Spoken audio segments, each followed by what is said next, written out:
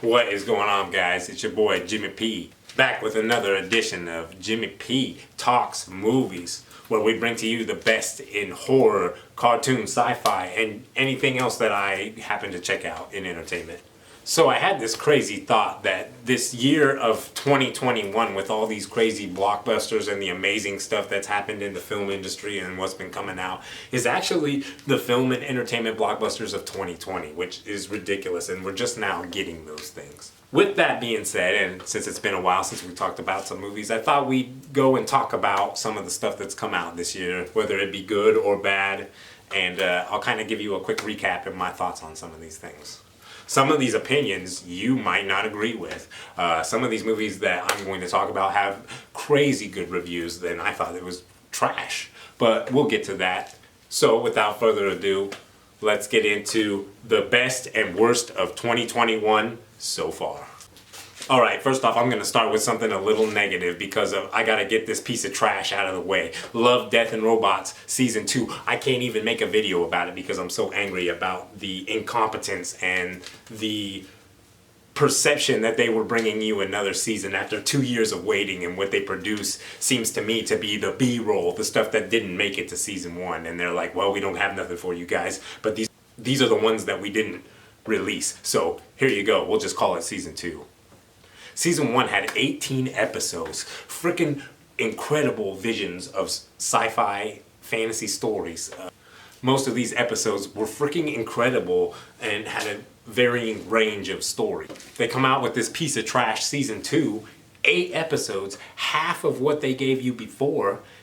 It seems like the visual quality is on par or lower than what they gave you, and the stories are mostly trash.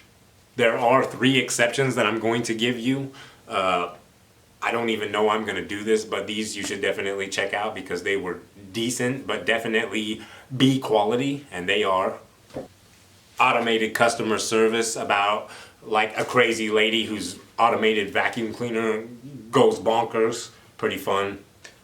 Pop Squad is freaking nuts. I think that one might, I don't know if it's my favorite, but it's pretty decent. That one actually probably could have made it to Season 1. About like a crazy dystopian future where people aren't allowed to have children, and it's crazy. Definitely thought-provoking, so I definitely liked that one. And then there's All Through the House, which is like a crazy claymation, British style, like Wallace and Gromit take on kids and what would happen if they actually went and encountered Santa Claus.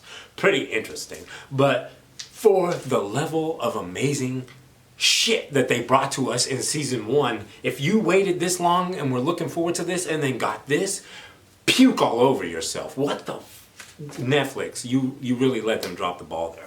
I don't even know if I can go back and watch Season 3, if there even is a Season 3. But Season 2 is not Season 2. It's the frickin' B-reel. It's the frickin' stuff that they put as extras on the special features of a DVD when they need to fill up, space. Crap. Love, Death, and Robots Season 2. Okay, let's just stay on that Netflix tip. Man, May was ridiculous. They just straight up said, we're just gonna drop all the bombs on Jimmy P and make him waste all of his time watching our content. Because they dropped Love, Death, and Robots, which I definitely regret wasting my time with. They dropped Castlevania Season 4, which we're gonna talk about here in a second. And then they dropped this movie, Army of the Dead. Now, Army of the Dead is Zack Snyder's big return to zombie cinema. It's got Dave Bautista in it, some other people. There's a bunch of praise for Tig Notaro having to be put into the movie post-production because of another actor's misconduct. A lot of crazy stuff going on with the production there. Anyways, I was really looking forward to seeing this movie. I really loved Dawn of the Dead, his interpretation of the zombies, and I was really hoping that we were going to get more of that. But I was surprised we got something completely different. They definitely live up to the hype that it was like a zombie bank heist movie, and I was super excited because I just love zombie movies, but the thought of a zombie bank heist, like, whoa, could be freaking crazy. And it turns out that this was a really fun movie. A lot of action. I'm not a real big fan. There's a lot of crazy, like, slow motion like scenes that I didn't appreciate that kind of reminded me of Zombieland 2, and Zombieland 2 was a bad experience for me, so I don't like getting flashbacks. But the zombies are fucking badass. I like the crazy mythology that they try to build up for you really quick, and the way that the zombies have evolved, because these zombies aren't like the zombies that you are used to. The intro, like, is pretty ridiculous. Zack Snyder's really good at his intros and his outros. If you're looking for like a super serious Hollywood blockbuster, crazy action, I don't know, that's probably, you're gonna get some of that there, no doubt, but this is not like super hype A-team freaking craziness. These guys are fighting zombies, but there's like a lot of heart and soul up in here. Dave Bautista's character is particularly conflicted because of events, and you know, his daughter's still alive, but they're not hanging out together. You know, there's a guy who's been kind of like sheltered from the world, but they need him to open up this crazy safe. The movie's crazy. It's really, really long though. Holy crap. I will say they probably could have trimmed about 20 or 30 minutes and it would have been a really tight, maybe even like 8 or 9 star movie, but right now I'm going to go ahead and go with like a solid 7.5, but I really enjoyed it. Had a lot of fun. Had a couple of friends over when we watched it. One of them said it was too long, and I don't know if he liked it, but he's kind of a stickler on his stuff. And then my other friend, Gamer Treasures, he liked it. So, you know, it was a good time to be had by all. Really fun movie. You should definitely check out Army of the Dead. Alright, then of course we're talking Castlevania Season 4. Freaking crazy. The end of the Warren Ellis, Trevor, Sypha, Alucard arc. 4 seasons. They did a lot of shit. Freaking awesome. I didn't know what they were going to do with this. I just knew that it was the last season as far as it goes with these guys, but this isn't the end of Castlevania. So they ended it off with a bang. It was cool to see what was going on with these characters. You know, Trevor and Sypha have been traveling all over fighting stuff, and they just look battle weary and tired. And you know, Alucard has just been all gropey and moping all over his castle due to the events in the past seasons. If you haven't seen Castlevania, stop right now, watch it, then come back and check out this video because you're sleeping if you ain't watched Castlevania. It's cool to see, you know, how the things are progressing to the end, and then the end fight, you know, I'm expecting the resurrection of Dracula, but they give me something completely different. And I'm still trying to like process how we got to where it goes at the end, and then, you know, all the twists that they give you even after that. And I was just like, I don't know. The feeling I have right now is conflict. I'm conflicted about this ending. But overall, Castlevania freaking ruled, and I cannot wait to see who's taking over next and where they're gonna go. Please give me Simon Belmont, hardcore, Castlevania Castle, let's go and whoop Dracula. Who knows where it's gonna be though. Castlevania Season 4 was great. Great ending to that. Thank you so much, Netflix, for not, you know, for taking a chance on that, and hopefully it's just gonna keep getting better and better. Alright, here we go. Let's talk about Mortal Kombat. A lot of freaking hype. Mortal Kombat, HBO Max, been dropping these crazy movies. You know, they just did the Justice League Snyder Cut. We got this going on. When I think about Mortal Kombat, unfortunately, I'm kind of stuck in the old Mortal Kombat from the 90s. Because the choreography, untouchable. Some of the that Liu Kang from that first Mortal Kombat with Christopher Lambert and all those guys, freaking perfect as Liu Kang. I can't get any other like face in my head. I know they had this new Liu Kang, but he was a disposable character to me. As much was the main character Cole. What the? You're gonna make a Mortal Kombat movie, and then you're gonna make some crazy dude named Cole your main character when you have Scorpion, you have Johnny Cage. That was the first decision that just blew my mind. I don't understand it. Maybe from the perspective that, you know, they need original characters so that they could start generating cash in other ways and stuff like that, but it just didn't work for me. All of his like special powers and, you know, unleashing your reishi or haki or whatever the crap they call that crap, that's another thing. Like, what's up with them having to unlock things to get powers? Like, I don't remember that kind of crap from Mortal Kombat. Now, this movie isn't like total trash. I mean, it's pretty fun actually. The opening scene, incredible. Like, if they would have just kept the movie at the pace of what they did with the opening, then this movie would have been top notch.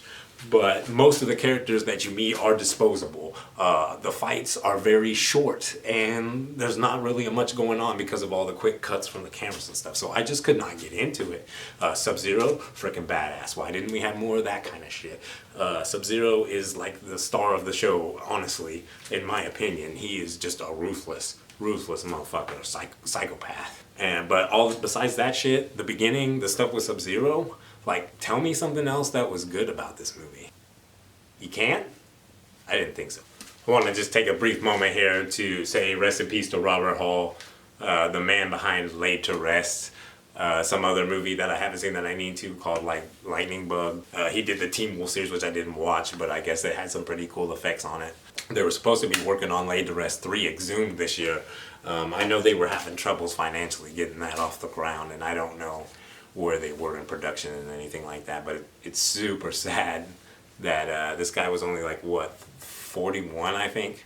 But he had so much more to offer to this world. I was really looking forward to Laid to Rest 3, and I'm just super thankful that he got to do what he did do, and I get to experience Laid to Rest for the rest of my life. So, R.I.P. Thanks, Robert. Did you guys watch Godzilla vs. Kong? That was freaking ridiculous. I didn't know what to expect from that movie, but it definitely delivered on the monster beatdowns. I give that one a solid 7. Freaking ridiculous. Godzilla was just a hoss. I freaking loved it. I was really hoping that they weren't gonna go the American route and just have King Kong, you know, dominate and eventually win. Oh, hell no. Godzilla, hoss boy. Definitely check that one out if you haven't seen it and you're just looking for a fun popcorn flick. Y'all watch Invincible on Amazon Prime? Holy shit, is that not a crazy ass cartoon? I never actually checked out the comic book when it was in its run in Image Comics, but this show is absolutely redonkulous. Blood, guts. I'm pretty sure they'll probably get into nudity eventually. I don't know too much about Invincible, but the last episode of season 1 absolutely blew my brains out. Like, the just level of brutality. And I guess from the story it's just gonna get more brutal. But Invincible was awesome. Every Thursday I'd be waiting like 11 p.m. to see if it would drop on Amazon so I could just get the drop on it and watch it. I have not fiended so hard for a cartoon, let alone a show, in I don't even remember. But Invincible is the shit. Check that shit out. What's crazy is there hasn't really been too much on the horror tip yet that I can really talk about, but segue. Let's go ahead and put on our little forecast and see what's going to be coming out in 2021, and I'll kind of give you some speculation. First up is probably the one I'm looking the most forward to, and it's frickin' Halloween Kills. They have been putting out crazy ass pictures of Michael Myers all burnt the fuck up, frickin' looking like he's gonna be chopping people. Everybody's saying this is the most brutal Halloween that's ever been Halloween, so you know I like that kind of stuff. I cannot wait for frickin' Halloween Kills. I'm just wondering if they're gonna kill Jamie Lee Curtis for real. Like, is she for real gonna get her character killed off, or is Michael Myers for real gonna get killed off? Obviously, there's gonna be one more Halloween after this one to conclude their little trilogy that they have created. But I loved the frickin' remake. I cannot wait to see. Well, it's not even a remake. I'm sorry. I loved the frickin' new sequel, and I cannot wait to see what is frickin' next. Halloween comes out in October. Another horror movie that I am waiting on that I've kind of gotten some updates on, but I don't even know if it's even going to release this year, is Terrifier 2.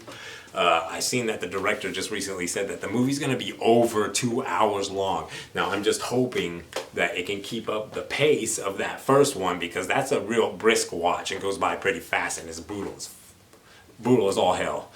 But Art the Clown needs the time to unleash his mayhem on the world. I'm down. I can't wait to see that. I'm not sure what the release date is. If somebody finds that out, or if you already know, hit me up in the comments and tell me so I don't miss that shit. The only two other major things that I'm looking forward to pretty much going forward this year is James Gunn's The Suicide Squad, which is going to be ridiculous. James Gunn movies are always super fun. He's been working for Marvel. He kind of did a little flippity flop and did this little project for DC. I think it's just a one-off, plus maybe he's involved with that Peacemaker shit that's spun off with John Cena, but Suicide Squad's going to be lit. I cannot wait to check that out. It's going to be on HBO Max. I think it actually comes out this month or next month. Could be wrong, but definitely look for it. It's coming out this year. The other comic book movie that I want to talk about is Spider-Man No Way Home. There has been all kinds of crazy speculation, all kinds of reports from the sets that they have brought back past Spider-Mans, Tobey Maguire, Andrew Garfield. They got the dude who played Dr. Octopus from Spider-Man 2 from back in the day. They supposedly William Dafoe's on set as the Green Goblin. What the hell is Marvel doing? They're just trying to take all my money. They're trying to give me everything that I ever wanted in a crazy comic book universe. The Spider-Man movies have been like the cream of the crop for me as far as the Marvel films. I just enjoy the pace of them.